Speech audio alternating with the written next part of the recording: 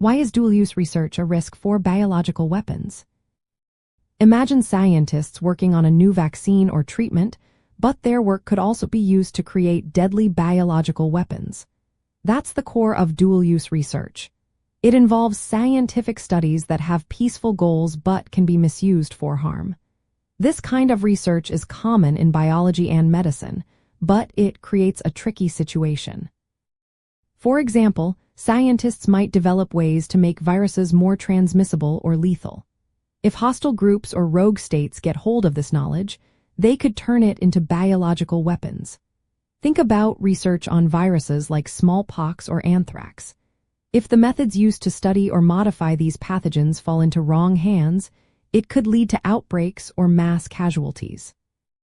The Biological Weapons Convention, which is an international treaty, bans the development, production, and stockpiling of biological and toxin weapons.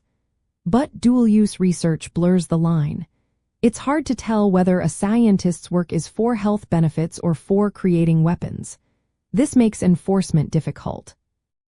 Biotechnology advances like gene editing and synthetic biology make it easier and faster to modify organisms.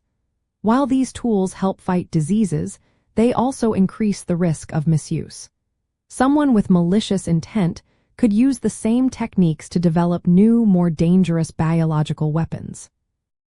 The danger extends to civilians because biological weapons can cause widespread illness and death. Unlike conventional weapons, they can be invisible and hard to detect. This violates the principle of protecting civilians during conflicts, which is a key part of international humanitarian law. Scientists and institutions face ethical questions too.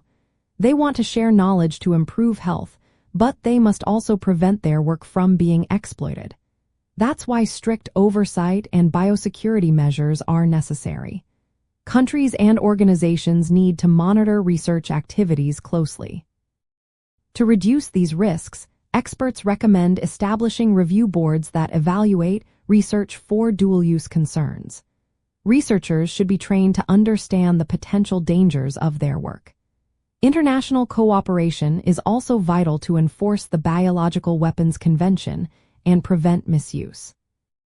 In summary, dual-use research is a risk for biological weapons because it can unintentionally or intentionally provide the means to develop or improve deadly pathogens.